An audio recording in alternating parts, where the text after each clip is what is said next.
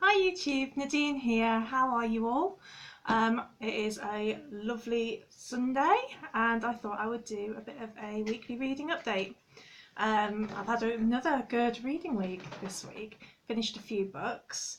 The first that I finished was on my Kindle and it is The Last by Hannah Jameson.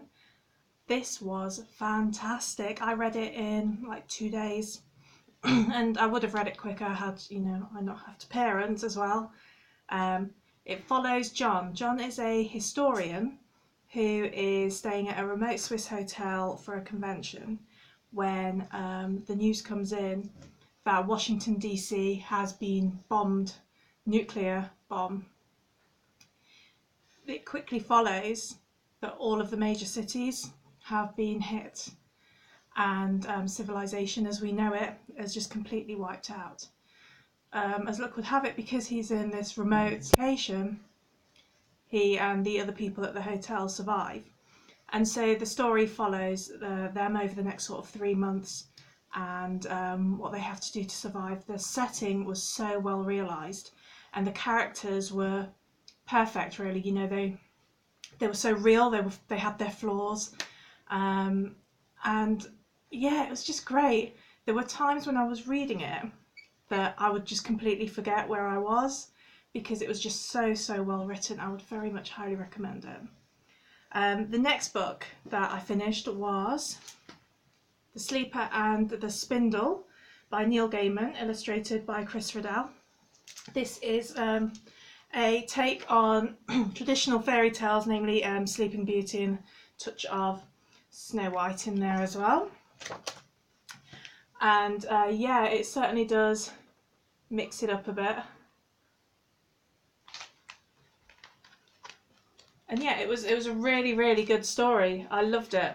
Very well written, as you would expect from Neil Gaiman, and the illustrations were just gorgeous. You could spend ages just sitting here looking at all the illustrations. So if you do see this in the stores or the library, I'd recommend picking it up. It's a nice short read, but yeah, quite delightful. Next, again on my Kindle, I read Bird Box by Josh Malerman. I'm sure all of you know what it's about. If you haven't read it, you've been hearing about it because of the Netflix movie. But if not, it follows a woman, Mallory, and her 2 children as they leave the safety of the home that they've been staying in for the last sort of 4 years and travel downriver in the hopes of a better life, blindfold, because there are creatures out there. And if you see any of these creatures, you go mad. And you end up hurting others or committing suicide or both. I'm not sure how I felt about it. I was really looking forward to reading it. I've been hearing a lot about the book for a while. I don't know if it's because of all the hype with the movie that's coloured my judgment of it, or if I'm just naturally conflicted about it, but I don't know how I feel. It's not terribly helpful, I know. I think I expected a little bit more, so I don't know. I'm going to have to give this one some thought. I might have to reread it again at some point. It was a quick read, so I don't mind rereading it again. And I did enjoy it, but at the same time, if I'd have put it down halfway through and decided actually I'm going to move on to something else, I don't think I'd have been sad. I gave it 3 stars anyway on Goodreads. It was fine, but not like earth-shatteringly fantastic like I was kind of expecting from the way everybody was banging on about it. If you've read the book and seen the movie, is it worth watching the movie now as well? I am a massive horror movie fan. I'm kind of intrigued to see how they've done it, because obviously you never see the creatures in the book. You know they're there, but the characters don't. Mallory doesn't see the creatures,